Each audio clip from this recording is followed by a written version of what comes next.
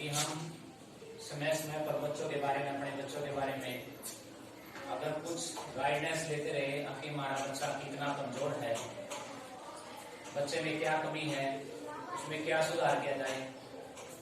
अगर आप समय समय पर टीचर से संपर्क में रहेंगे तो बच्चे में स्वाभाविक रूप से प्रोग्रेस होगी।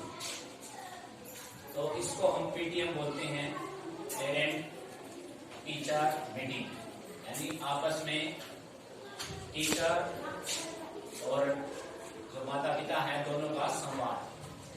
उन दोनों से ही गाड़ी चलेगी, क्योंकि बच्चा इतना ही पेरेंट्स के संपर्क में रहता है, इतना ही टीचर के संपर्क में रहता है। अकेला टीचर कुछ नहीं कर सकता।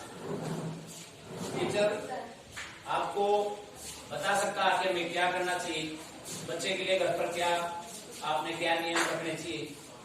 तो हम तो आपको केवल सुझाव दे सकते हैं, बाकी जो कुछ करना हो आपने करना। हम यहाँ पूरी लगन मेहनत से, अपनी पूरी कोशिश से जो सारी मेहनत कर रहे हैं उसको सफल आप ही बना सकते हैं।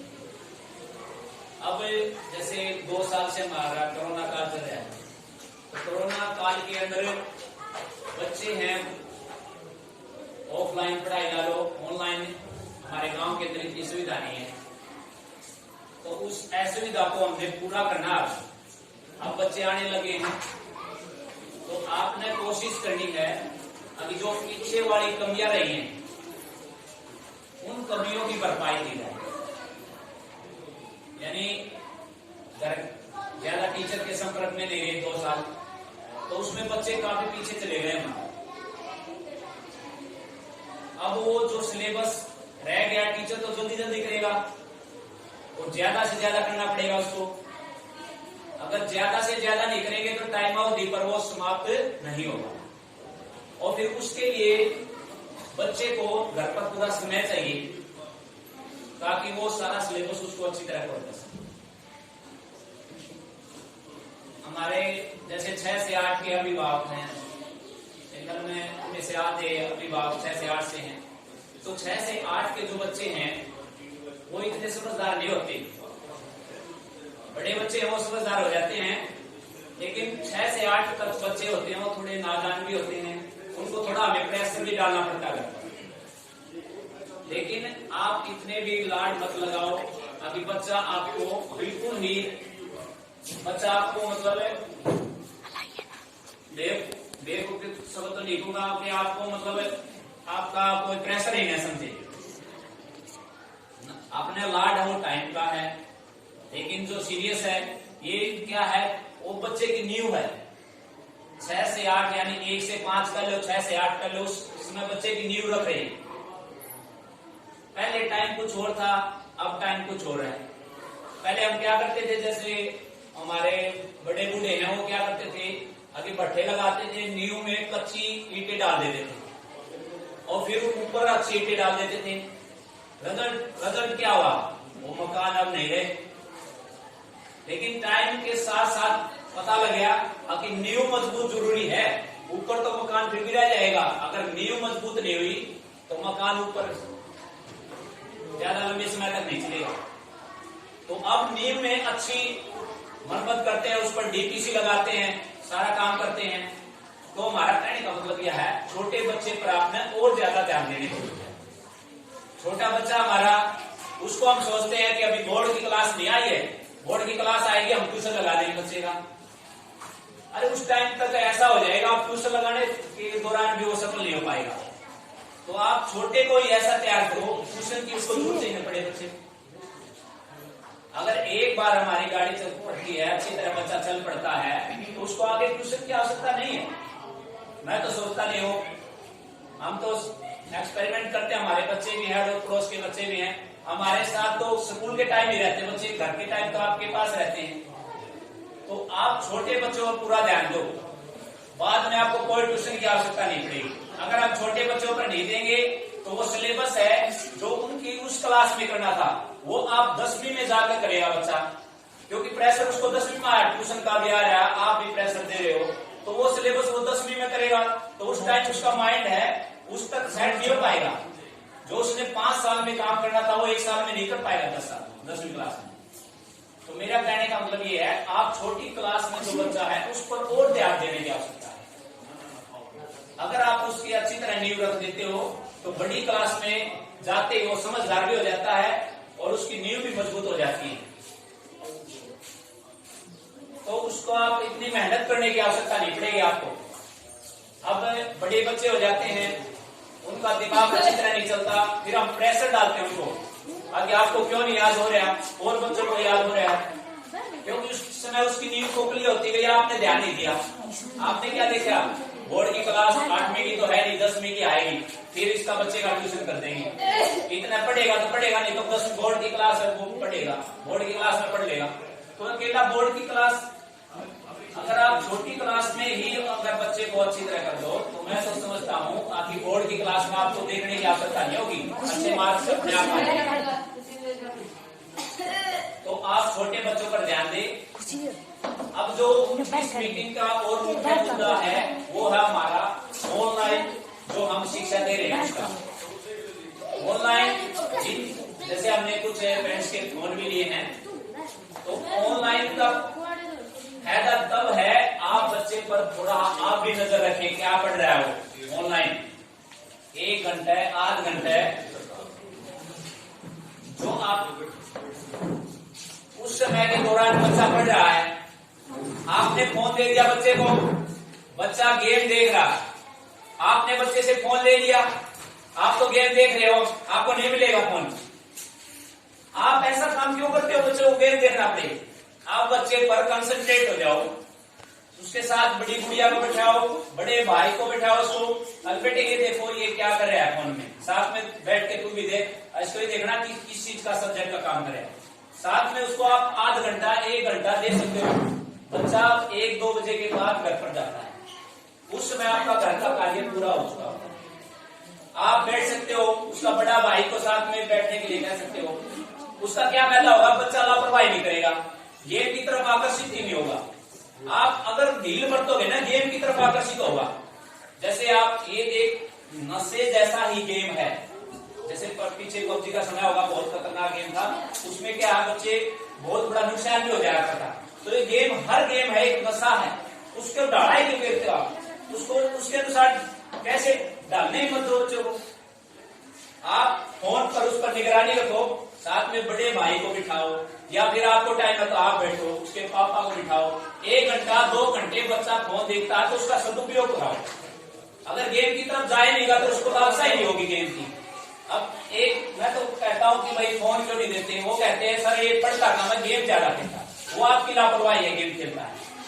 आप ऐसा मौका ही नहीं दो उसको गेम खेलना, उस पर कंसंट्रेट रहो, मेरे कहने का मतलब पूरा ध्यान केंद्रित रहो, बच्चे को बहुत फायदा मिलेगा। अब जैसे 6 से 8 की बात है, 6 से 8 के मैथ एक कंपल्सरी सब्जेक्ट है। मैंने एक अपना चैनल बना रखा है मैथ का, आपको पता भी होगा कुछ दो है। उस चैनल का फायदा कब है, मैं तो पूरी मेहनत कर रहा हूँ चैनल पर। उस चैनल का जब फायदा है, अब बच्चा कहेगा आगे भाई हमारे मास्टर पढ़ा रहे हैं, वो आगे देखना है, तो वो चैनल का तब फायदा होगा अगर अब बच्चा पढ़ रहा है तो आप उसका ध्यान केंद्रित हो रहे हो। आगे भाई स्कूल वाला टीचर करा रहा है, अब बच्चा पढ़ रहा है नहीं पढ़ रहा। अब मैं यहाँ पर 1 बार कराऊंगा, चैनल पर तो वो 10 बार भी कर सकता है। एक सवाल को ना बार देख सकता है, बार तो देख सकता है। एक सवाल तो 10 बार, यहाँ कमी रहेगी, यहाँ कमी रहेगी, यहाँ कमी रहेगी। लेकिन उसका सदुपयोग तो हुआ जब आपको उस पर ध्यान दिया कि बच्चा पढ़ ही रहा है। अगर बच्चा गेम खेल रहा है, आप कुछ समय के बाद आते हो, बच्चा गेम खेल रहा है, तुरंत उसने बदल लिया। आप ऐसा काम क्यों करो, उसके साथ बैठ जाओ, उसके भाई को बिठाओ, उसकी बहन को बिठाओ। 1 घंटा 2 घंटा हम निकाल सकते हैं। अगर ये टाइम नहीं निकालना है, हमारे बहुत भारी पड़ जाएगा उस टाइम जब ये बच्चे बड़े हो जाएंगे और इनको बच्चे का जो प्लेटफॉर्म मिला था वो प्लेटफॉर्म नहीं मिलेगा पढ़ाई का। तो इसलिए आप ऑनलाइन का तभी फायदा है जब उसके ऊपर आप ध्यान केंद्रित रखेंगे। नहीं तो बच्चा जरूर गेम खेलेगा। दूसरे बच्चे आपस में चर्चा करते हैं गेम ये आता है, वो अच्छा गेम है, अगर आप उस पर कंसंट्रेट रहोगे तो गेम बिल्कुल नहीं खेलेगा। मैं बच्चों से बात करता हूँ, बेटे तुमने किया ये काम, फोन पर किया, वो कहते सर मेरे को फोन नहीं देते करके। क्यों नहीं देते? ये नहीं बताते वो क्यों नहीं देते। फिर घर परिवार से पूछते हैं फोन क्यों नहीं देते? सर ये गेम खेलता है। गेम बिल्कुल नहीं खेलेगा। अगर आप पूरा ध्यान दोगे तो उसको कहने का मतलब क्या, जब वो पढ़ता है पूरा ध्यान रखो, गेम तक उसको जाने मत दो। 1 घंटा पढ़ता है फोन पर, तो 1 घंटे में बेटे मैं देखूं क्या कर रहे हो आप, आपके साथ बैठूंगी। अगर आप दूसरा खेलोगे तो आपकी पिटाई करूंगी। अगर आपसे फिर भी वो समझता नहीं है तो आप उसके पिताजी से बात करो। फिर भी नहीं है तो हमसे बताओ, हम तो पूरी क्लास को केंद्रित करते हैं, तो हम उसका सोल्यूशन निकालेंगे। अब बच्चा क्यों नहीं पढ़ रहा, तो आप उस प्रॉब्लम को हमसे सोल्व कर सकते हो। तो जो ऑनलाइन पढ़ाई है उसका तभी फायदा है जब आप बच्चे का साथ में मदद करोगे। बड़े बच्चे हैं, बड़े बच्चों के लिए आप उस पर भी ध्यान रख सकते हो, साथ में घूम सकते हो, बैठ सकते हो, या छोटे भाई को छोटी बहन को उसके साथ लगा सकते हो। अब बेटे देखो इसने क्या कर रही है, कौन सा सिलेबस कर रही है, क्या कौन सा सब्जेक्ट पढ़ रही है। बच्चे गेम की तरफ जाएंगे। तो हमारी ऑनलाइन पढ़ाई तभी सफल है जब हम उस पर पूरा ध्यान रखें। आपका फोन है, आप महंगा रिचार्ज करा रहे हो, बच्चे के लिए रिचार्ज करा रहे हो 400 का, 500 का, 2-3 महीने का, इतने पैसे खर्च कर रहे हो। वो पैसे अगर आप सदुपयोग में लगाओगे तो ऑनलाइन पढ़ाई का भी फायदा होगा। उसके लिए आपको पूरा उसका सदुपयोग करना पड़ेगा फोन का, और उसके लिए आपको टाइम देना पड़ेगा। तो ये आपने ठान लेना है कि हम उसको टाइम देंगे। दिन में ये पक्का है कि 2 बजे के बाद बच्चा आता है, आपने 6 घंटे फोन देना, 3 घंटे, 2 से 5 घंटे, 2 से 5 बजे तक देना है। तो 3 घंटे अब ये ड्यूटी आपकी है, इसकी ड्यूटी लगाते हो बच्चे के साथ। अगर बच्चे पर पूरा आपको विश्वास है तो फिर वो ड्यूटी की भी आवश्यकता नहीं। अगर ये मानते हो कि बच्चा कर भी सकता है गलती, गेम की तरफ भी जा सकता है, तो फिर आप ड्यूटी लगाओ, उसके भाई की लगाओ, 1 घंटा आप लगाओ, 1 घंटा उसके भाई की लगाओ, 3 घंटे बांट सकते हो। 3 घंटे का पूरा सदुपयोग होगा। और बच्चे में क्यों नहीं फर्क आएगा, हम तो ये कह रहे पढ़ाई में क्यों नहीं अंतर आएगा, बिल्कुल आएगा। बच्चा टॉप करेगा, और टॉप का जमाना है आज के टाइम, सिर्फ बच्चे टॉप करेंगे उन्हीं का जमाना है।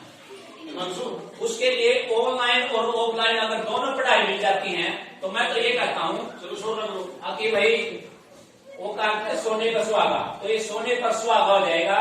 क्योंकि ऑफलाइन हम यहाँ करा रहे हैं, ऑनलाइन बच्चे को फिर रिपीट करने को मिल रहा हो। अभी मैंने बताया जैसे वो अपने चैनल वाला मैथ वाले उसको आप 6 से 8 का अगर मैथ तैयार हो जाए ना, 9वीं 10वीं में बच्चे को ट्यूशन क्या मैथ में इतना टाइम नहीं लगाना पड़ेगा।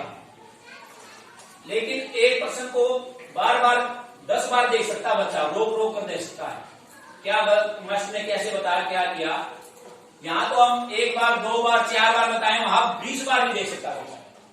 तो दोनों पढ़ाई होगी तो और भी अच्छा होगा, लेकिन वो सब आपकी मदद के बिना सफल नहीं होगा। तो आपसे आशा है कि इन बातों का ध्यान रखो। हमारा बच्चा है वो ये हमारा भविष्य है, उसी के लिए हम कमा रहे हैं, उसी के लिए सब कुछ कर रहे हैं, और कल वो आपको दोष देगा। आप गेम के लिए अगर उसको बच्चों को कंसंट्रेट रखोगे ना, कल आपको ही वो शाबाशी देगा, अभी मेरी माँ ने इतना ध्यान किया, मेरे पिता ने इतना ध्यान।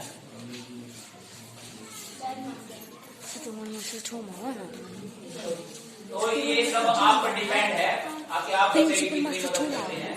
खुशी है तो मुझे आशा है कि आप इन सभी बातों का ध्यान रखेंगे।